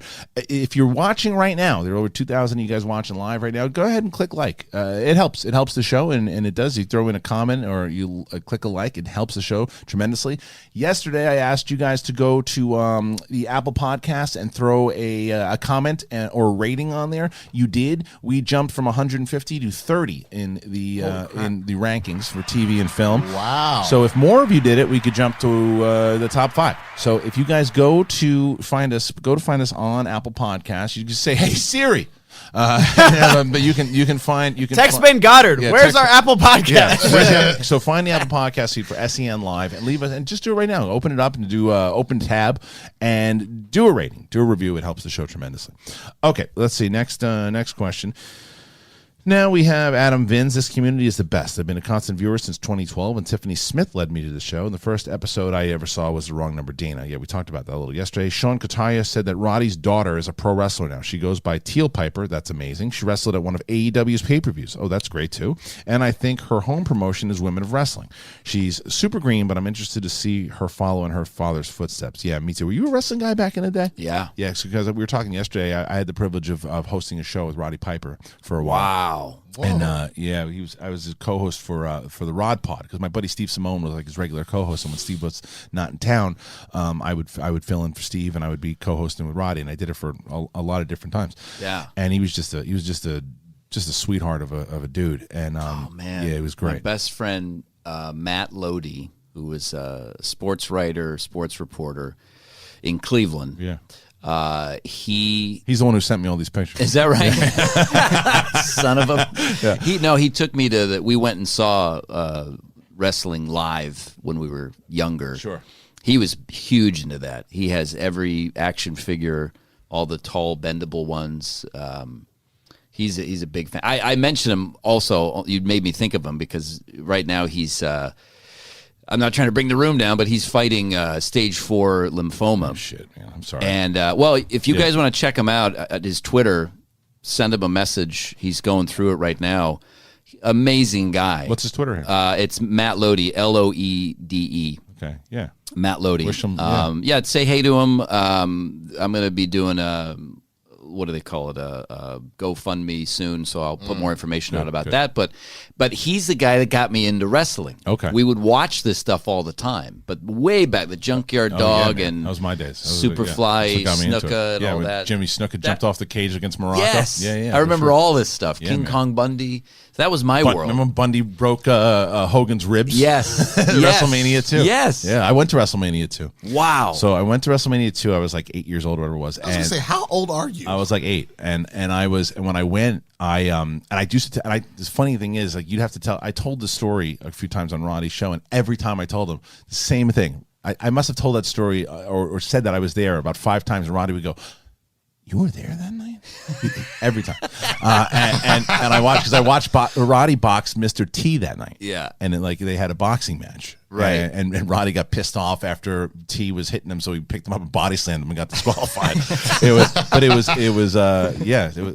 we used to play Royal Rumble on Super Nintendo. Okay. And he would beat my ass every time. Yeah. It's still in my. I can still hear him go, yeah, yeah, oh yeah. That's what he would do. Yeah, he would make me feel so bad. Yeah, I couldn't figure out the buttons. I didn't know what the hell I was doing. Robert Thompson getting roughed. Josh Alex Tomspot. Ooh, looking like you're hurting now, brother, aren't you? It was the best. You're gonna wish you were a deep fake, brother. Yeah. I found that game. I found it because you can't get it like on Virtual Console or anything yet. So I found it. I bought it, and then I bought one of those. It was like a generic Super Nintendo system. Sure. When I flew back to Cleveland maybe a year ago, I set it up and we sat and played. That's really and he cool. beat my ass. I beat you again. Yeah. I really want the N64 WWF No Mercy. Yeah. Oh, yeah. That was because then you could like WCW NWO Revenge was dope. Those are awesome. But WWF No Mercy is when you can start going backstage. So you can be like in the locker room, like slamming people on the wall. WrestleMania Right. 2000 was one of my favorite ones because you could create your own wrestlers, championships, leagues, and all that kind of shit. I've been into that. That's kind of where the Schmoedown kind of evolved from. Not from that game in general, but I ran illegal boxing fights in a park in Queens that I paid for my prom with because people would bet on the fights. So I did that, and I transferred that over to my first year of college in Iona. What I was doing boxing matches behind the dorms and making money until the guy I remember the guy who ran the dorms came to me. He goes, "Listen, I know what you're doing back there." He goes, "It's pretty crazy and interesting, but if you put on another fight, we're going to kick you out of school." Right. And I said, "All right, I guess I'll stop doing that." He liked it. He liked it. But you gotta stop. But you got to stop. Right. So then when I got to college, I remember being at there and them saying to me, we used to do boxing matches here. And we never did it in front of anybody. We just kind of had some matches and people would do it. And I said, "Well, can I bring that back?" And they said, "Yeah." And then I said, "Well, can we do it in front of people?" And they said, "Oh yeah, you think you can get people in here?" And we would pack the place out. 2 a.m, boxers weren't allowed to fight, or we weren't allowed to drink. Right. But everybody else, the cops came to the things and watched, and they sat in the front, and they sat in the front row. And we ran it. My brother took over after I left, but we ran it for like it was from '97 and 2001. So we ran for about 4 years, a whole bunch of matches, and that system that we ran with the rankings and the tournaments and all that and the shit talking, that eventually became what the same format I use for Schmoedown. Which is and wrestling specifically is another form of improv. I think that's why I was so impressed by it, because there were characters, there were enemies, good guys, bad guys defined, and all their spiels that they would do, especially Roddy. That was very appealing to me. It's like, wow, this is a real performance, but there was also sports involved. Because I wasn't a sports guy. I know it looks like I probably was. You guys probably thought I played football. Right, I did. I get that a lot. Like the kicker. You understand. I that. thought Thank you were a brother. I thought you were a bodybuilder with Lou Ferrigno. He does look like this. Can you bring up Roddy Piper smash his bottle on face? Yeah, sure. Because have you this clip? Roddy Piper smashes bottle on face. Yeah. Not coconut. The bottle. The coconut is great, but not the smashes bottle. Yeah, that top one. Oh my God. This. Yeah, watch this. He was a fucking madman. Hey, listen, you're going to hit that where? Your forehead? Yes, sir. Well, it's not going to be my navel. Watch, he's a madman. Yeah, he's super young. Look, yeah, it's a full beer bottle. My God. Yeah. Have you not seen this clip? No. Watch this. Watch this. Hold on, I want to pause it because I want to get everybody. Let me just switch over to this. God. Okay, just on the right thing. Want to get everybody's reaction. Yeah, to all it. right, good. Wine beer. I just checked it just now. But watch. And he's completely fine. And yeah. And you listen to me, sheep herders. You listen to me. This would knock just any normal man down, sheep herders. Look at his But I blood want you dripping to down just his head. Think about one thing. Getting this title in the cage. Look at that. It's going to make $45,000 difference in my annual earnings, brother. Oh my God! I Look, love it. Doesn't even flinch. No, I don't have. That's what I'm talking That's about, good. man. But yeah, Do just you think that's what Leo was channeling during Django? Where he Maybe. ended up getting his hand cut. He I just think kept it's the going. intensity of it. I think it's the intensity of it. But Yeah. but Roddy Piper, man, That was nuts. Roddy was no joke, dude. I Roddy was loved no him. joke. What was They live. when he says, put on the glasses. Stop it. Yeah. Put on the glasses. Oh yeah. Put on the glasses. It's so good. That's that my whole fight favorite with Keith. scene. Oh, it's the best. That we talked to him about. So we did a prank on our old engineer when Roddy came in as a guest, and I told Roddy that morning when I was on his show, I said, I want to prank my engineer. I want to prank my intern at the time. I want to prank my intern. He's a big wrestling guy and he loves you. And he's like, yeah, I'll do it for sure. But he was going through some shit that day. And one of his buddies had passed with wrestling. So his son's like, I don't think he wants to do it. I don't think he's gonna. That's good. We don't have to do it then. And we were talking, and on air, and he looked at me and he's like, and he gave me the nod, and so we did it. And so basically he started yelling at JTE, and he's yelling at him, and he slaps JT and he walks out and pretends he's all pissed off. And JT's like, I just asked him about his fight and they live and I don't know what to do. And he throws me under the bus. He's like, Kristian told me to ask him. And then Roddy comes back in and he's laughing. It's on there. It's Poor JT. It's Roddy slaps intern for asking stupid questions is the name of that. Yeah, it's really good. It's great. Okay, so look, we got about 20 minutes here, and this is what I'm definitely going to do because I know how many questions that we have from yesterday and today. Just I wanted to get into the conversation today. So what I'm going to do is I'm going to make sure I'm going to do a full video with all of these questions that we miss, and whether it comes out a little later on tomorrow after the show, because tomorrow's show is pretty stacked also. We got Brett Sheridan will be here, Mark Riley is going to be here, Ben Bateman and Kate Mulligan, and then obviously RB3 and Goddard will be here. So it's got a full stacked show tomorrow. Winston's going on a pretty cool thing. What are you doing tomorrow? Tomorrow, I'm going to be going to Monster Jam for Zombieland 2. Yeah. Because they're about to, Zombieland Double Tap, they're about to release on DVD. So I'm going to go do that. I'm terrified because I don't do roller coasters. And I'm apparently have to ride in a monster truck. Oh, God. So we're getting video on that, right? Bring earplugs? Yeah. Oh. We're getting, there's a GoPro. They'll in give there. you. Yeah, I'm probably going to shit myself. So when we get that footage, we got to put that on the show. Absolutely. Yeah, because we're sending them there for SEN. Real quick, before you go into question, do you want to cover the Oscars? Yeah, let's do it quick. Let's do it quick. Sure. So the Oscars, again, are not going to have a host. Last year, they did pretty good, though, without it. It went up by 12% in the ratings, and it was a half hour shorter. So, I mean, people seem to like it, and especially Josh, like you're like a hosting talent. Like, do you agree with that, or would I'll you host the damn show? I know, that's what I'm thinking. Listen, too. I think that the Golden Globes did it right this year. I love Ricky Gervais. That was a brilliant monologue, and then he just kind of came back a few more times. And that was it. That's how you host a show. Right. You start things off. You are the master of ceremonies. You set the tone for the show. The end. You don't have to have. I loved when Billy Crystal did it. Billy Crystal was the master, and Bob Hope was the guy that I think hosted it more than anybody way back in the day. Billy Crystal was great, but it's just not that kind of show anymore. But I still think there should be a host. I still think they need someone to guide the ship. Couldn't agree with you more. I couldn't agree with you more. I think go out there, do the opening monologue. Now get everybody. That's essentially what we're doing on Saturday. It's like do the monologue. That's it. Don't crack a bunch of jokes in between. Don't bring on the show longer than it has to be. But it was even though the ratings went up last year, it was awkward. Horrible. It was so awkward. It's like and now this random person who's in the audience is going to present an award and do a monologue and read things. But I would put money on it that it went up because people were like, "Well, how the fuck is this going to work?" Nobody was like, "Wow, that was great." And because there was so much controversy around it because of the Kevin Hart stuff. What do you think, Alex? Yeah, it's like I watched it last year. Like I was hoping that there would be a disaster, like a train wreck to watch. But I mean, I'm fine with it having no host. I liked it. It was just fine as long as there's enough respect given to the awards by the presenters and everybody. Then that's what I'm. I think we need someone. I think we need someone to check in now and again, like someone that checks in with the audience now and again. To kind of be like, you guys still awake? Yeah. Or, hey, everybody all right out there? I got to tell you. A little something. Yes. Bibbiani had an idea that I actually think is, and Bibbiani pitches me a lot of stuff when it comes to Schmoedown. And a lot of it I like, and a lot of it it's like, thanks for pitching it, but no thank you.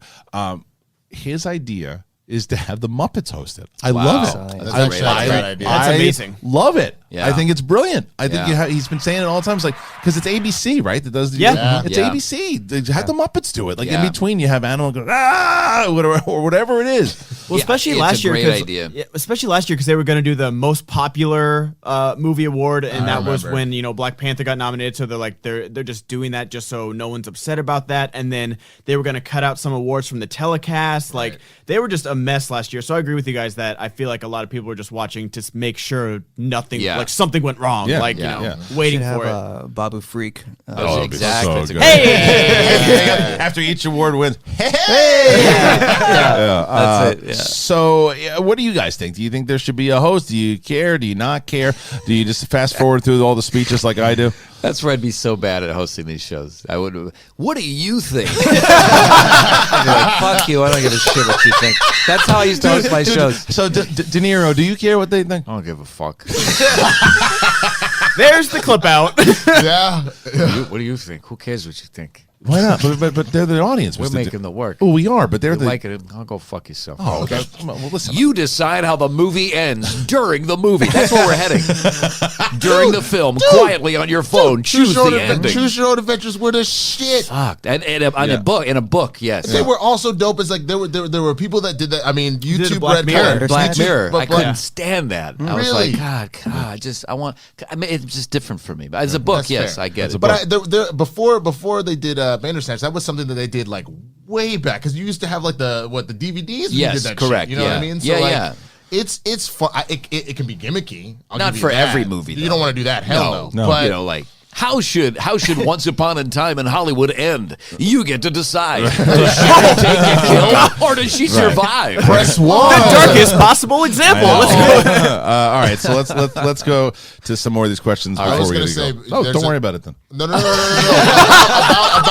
that, I would say maybe skip some of the ones from yesterday. No, I because- got to get. No, do those on your video because some of them they're asking for his impressions and stuff. That's the only reason I brought it up. I get it, but I don't give a fuck what they want. I got. I think we're going to get to his impression. Yeah, we're gonna get it regardless. Fuck, I mean, shit. Do you do a son. Pesci? Nah, I mean, It's harder it's to kind do. of. Your voice does it connect with us? He's way up. He's Yeah, way he's- up there. he's You up get there. up there like Yeah, that. yeah. Show thing. You could probably get it if you work. I could probably. Yeah. Whatever this is, it's fun. I'm enjoying That's it. a good voice. That sounds like one of those old mobsters. Yeah. I was How gonna say you it's like the doing? guy from Goodfellas with like Yeah. the breathing mask. Sally, Yeah, I need some help. I don't give a fuck. I got this guy down there. He's Yeah. running the fucking laundromat, but he knows what he's Right. fucking doing. He's running the shop. Excited Christian. Hey, man, how'd that happen? We have a big announcement today. Oh, I turned it up for the thing. The draft is coming up this Saturday with nobody knows yet that it's actually the official World War III draft. Oh, Can't wait to see everyone's face when it happens. Oh, all right. JK can't wait for the draft and see what will happen. All right, I'm gonna turn this up. Yeah, Schmoebot's off today. Glad that one got through that. It's the World War III draft. What did any Okay, of that good. mean? I don't know what the fuck that was. And you ruined our Paulie bit.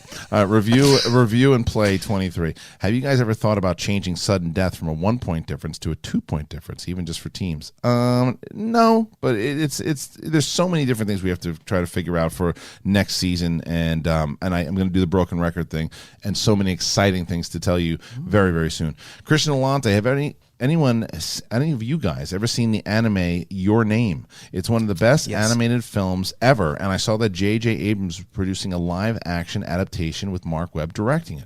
I just worry that J.J. is going to make the budget way too high, and it doesn't have to be. Do you agree with any of those sentiments? I don't like the remake aspect of it just because it is so perfect the way it is.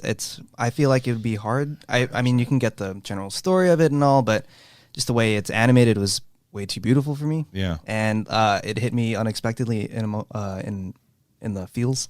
And so I just don't know. I don't know if I can trust JJ and Mark Webb to do that again. Yeah. But I'm all for it. Let them make their movie, but I won't be too excited about it. I'd point people to the original anime first. That's fair. I mean, shit. You heard there already a rumor. There are early talks about remaking Parasite. Instead of just being like, just go watch Parasite, they're like, wow, Parasite was so great. We're going to remake and make an American version. Don't. Well, I can't read it. I went to watch it. I had to read the damn thing. Stupid. Just dumb. I got bored. I'll say redo it. Redo it. With puppets. Oh my God, Parasite with Muppets? Yes. Okay, good. We could probably do that. So Connor Johnson over at Super Chats today says it's been 4 years since David Bowie passed away. That is crazy. It was so far. Freddie Red Rojas says, I thought Roxy was part of this #1 show. She's going to be on backstage in just a little bit for sure. Someone says, what about Roca with the First Take type debate show with him and Snyder? Maybe have Roxy as a moderator. Love the Schmoedown and SEN. God help us all. I don't even know if we'd be able to do that. And how about Dawson DeMars? Hey folks, recently got Audible and my first book was Knapsocks. Just wondering what books and what order should I listen to them in? Thank you, friends. I mean, when it comes to audiobooks, I would say there's a lot of great Star Wars ones because of the way that they read the voices. That's something You should listen. You should listen to the one that I narrated. Did you do one in Star Wars? Yeah, one? the secret history of Star Wars. Did you? It's a 24-hour long holy shit audiobook. It took me a month to do. Wow. And then I do all the voices of all the when directors are quoted, Irvin Kershner or Lucas, I try to do all of them. I did it a while ago. That's awesome. It's a pretty good one. Because Mark Thompson does a lot of the ones for like the audiobook that they do for like the full novels. Yeah. But you'd probably be amazing at those. Mark too. Thompson? Yeah, Mark. You mean Mark? Which Mark Thompson? The news guy? No, I'm pretty sure it's the weather. No, guy? it's Mark Thompson. I'm pretty sure it's Mark Thompson. Tom Spawn? Let me double check. Exactly. I might be right. Mark Thompson, Star Wars. Because I know a Mark Thompson. Mark Thompson, Star Wars. Marc Thompson. Oh, that's a different Mark Thompson. Yeah, Mark Thompson. He's awesome. He's really, really good and very talented. I was right on that one. Thank God I got it right. Okay, let's see. So now we have Frank Girardi said, I would pay to see Josh Robert Thompson, Jamie Costa, and Ross Marquand do movie reviews in all their different voices. Yeah, so that would be fun. That would be really good. Have you worked with Ross yet? I have. I did a couple table reads with him, so I know him. He's a really good guy. Yeah. It's a very talented dude. He looks like Ellis. It's very disconcerting. Yeah. I was like, Mark, is that you? It's true. Whoa. Yeah. What thing I want to do, and I'm planning on doing, are full audio commentaries. For all the Star Wars movies, the new ones, as George Lucas. That's amazing. With a guest moderator for each one. That's great. That's something I want to do. I'm not sure when that's going to happen yet, but I really want to do that. Well, you got a TV right there, and you got microphones here, whatever you want. Well, all right, let's get started. Let's do it. Speaking of which, Lewis Round says, how about Arnold and George Lucas co-piloting an Apache flying over Disney headquarters? Arnold trying to convince him not to fire at will. That's a great idea. All right, let's see. Here we go. Let's just do this. Okay. All right. Sure. Okay, listen. We're just doing a flyby here. There's Yeah, okay. nothing. There's no violence. Yeah, but we're trying very close. You know what? I got an idea. Why don't we? No. Can we head over Anaheim? No, listen. If you want to go there to get a nice blue milk or something, I'll take you there, and we'll walk around, look at the stormtroopers, make a lightsaber. We'll just pass over it, and it'll be just fine. Nothing to see here, kind of a thing. No. When you I say just that, want to get a good look at it. Okay, fine. As long as don't keep your Yeah, finger. don't Take worry. your finger off the trigger. Stop it. Oh, oops. Uh-oh. Oh, no. Okay, now let's what? get out of here. Uh-oh. Come on, no. Here's 30 million. Okay, Keep fine. it quiet. Okay, they will. It's crooked. That is everything actually in the actual super chat. So there you go, Winston. There you go. But the actual Streamlabs for today, Al Roca says, question for Ben: is Breaking Bad dated? Saw this. Walter White drives a brand new Pontiac Aztek. Pontiac doesn't even make cars anymore. Oh boy. So there you go. So what do you think? No. Okay, it's good. not. You think everything's dated? I said the pilot of Sopranos is dated. How do you feel about that? No, it's not dated. No, it's an idiot. First of all, wait a minute. No. Yeah, it's what's very the upsetting. movie? Listen, 3 Days of the Condor with Robert Redford, right? It's a movie made in the 70s that takes place in the 70s. Right. And a friend of mine watched it recently and said, they need to remake this, it's really outdated. And I'm like, no, it takes place in the 70s. Right. So what's the problem? Fits the 70s. Yeah, they gotta update it though for Wouldn't it be great? A 2020 version in 3 days? Who are these people I know? I know. I was going to say, this guy's name's Snake. How you doing? Snake, come on over. Hey, man. Hey, can you remake Parasite with puppets? No, man. No, I don't think it's outdated. No, I don't either. About Sopranos, though, why is the pilot updated? Just like, because I've seen later episodes, just like, right. through wherever, and just He like hates Italians. I get it. I understand. Okay. All right. Take care of yourself. Yeah, all right. SEN, we've got the Italians. Do you like the pilot episode of Sopranos? We'll fire our engineer for it. Oh my God. Silly buffoon. Excited, Kristian. We have a big announcement today. The draft is coming up this Saturday, but nobody knows yet. That's the one he did, the World War III one. Jose Andino. Hey, I don't know how are the earthquakes affecting Cali, but here in Puerto Rico, we're having earthquakes every hour, and it's scary as fuck. But you guys are a distraction, and thank you for the laughs you guys bring. Yeah, I know, man. That's really crazy, everything going on there. So please stay safe, and our hearts and prayers are definitely with you for everybody in Puerto Rico and Australia right now. There's a lot of crazy shit going on. Cinema Survey movie reviews. I'd like to see Jack Nicholson deep-faked into Dr. Sleep. I love the Schmoedown and this show. Well, thank you. Do you do Interesting. I don't, but that is an interesting question because I liked what they did in Dr. Sleep. I got to see it. I do. I'm interested to see the 3-hour cut that's coming out. That I really want to see because I was like, you didn't love the movie. It was okay. The book I was also, but with Star Wars, you think about Grand Moff Tarkin and what they did with Peter Cushing, which I thought was really interesting and groundbreaking and freaking wild. I think it really works for the most part. But now the deep fake thing, I feel like they could have just done that. I would have been okay with Tarkin if they just left the reflection looked really good, and then when he turned around, I was like, ugh. And then he kept coming back. Like he should have just been that one scene. Right. Did you like Rogue One? No, no, not at all. Wow. All right. So this is again. It's super dated. This movie's so old. It's a long time ago in a galaxy far, far away. 4 years ago. This movie's it's outdated. Brad Thomas, I'm watching in delay right now, so it might have been brought up. But did anyone notice Ben changed Josh's rats in the chat, dude? Hold on, stop it. No, y'all. I'm watching snitches, stop it. I'm watching in delay right now, so it might not have been brought up.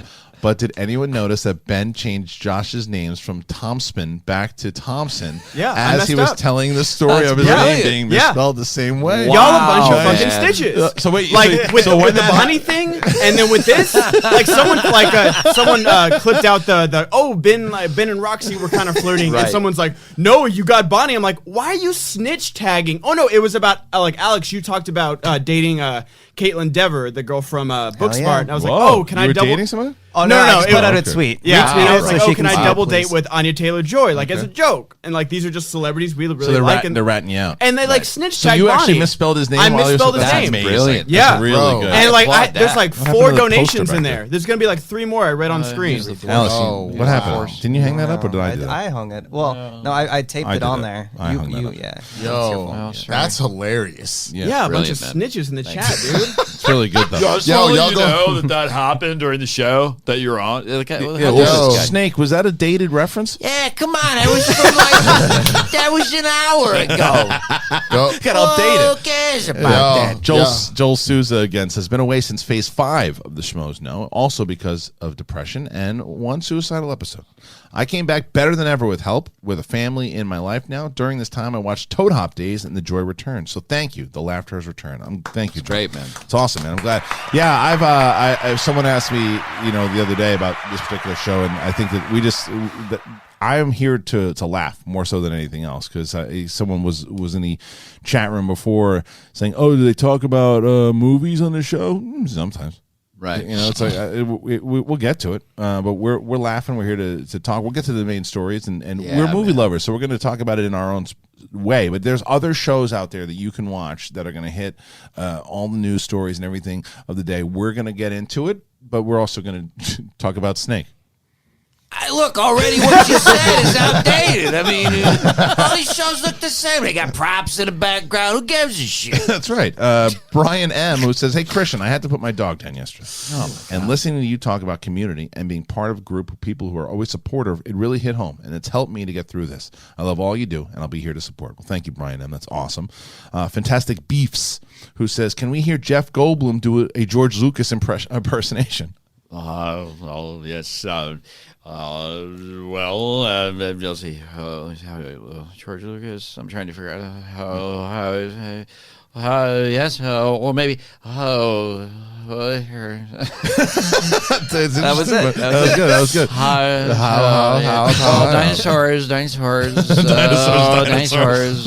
It's like too relaxed of a person. Yeah. It's like that thing that Palpatine had he was making that in the lab. Was he? Yeah, I guess so. Ken McDowell. Oh my God, this is without a doubt the best episode of SEN Live ever. Please have Josh Robert Thompson on more often. Yeah, man, we're talking more. We're talking more. For SEN. Sure. We've got Josh Alex Tomspa.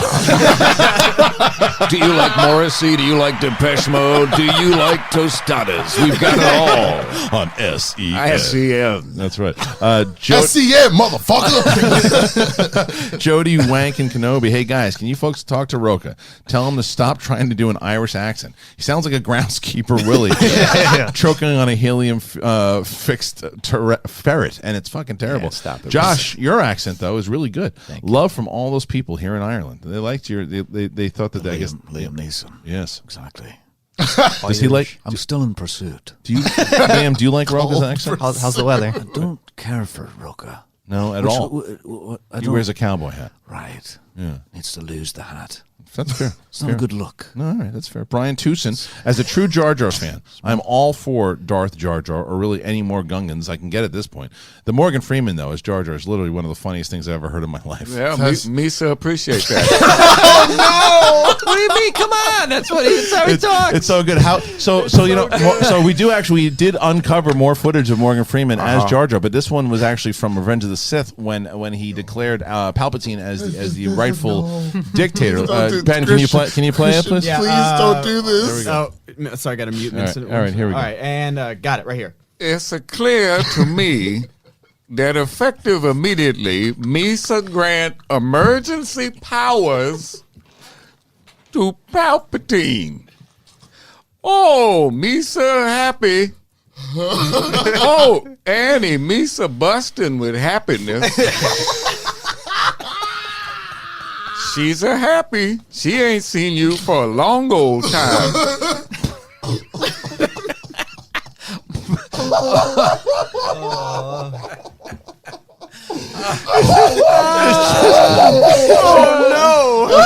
Oh man.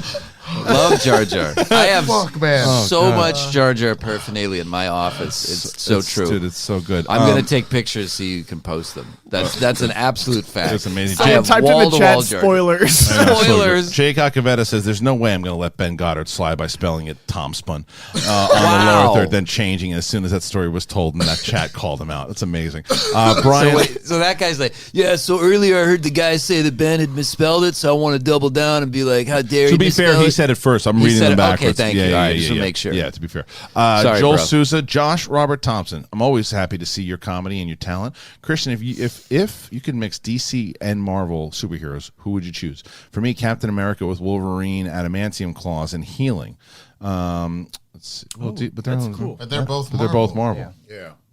Oh, okay. Winston, Alex, and Ben, you rule. So for that one, I would probably put Batman and Iron Man. That's the already is kind of a thing. I know. I want them working together. Oh, you see that? You're putting two people together. Yeah. Black Panther and Batman. That's cool.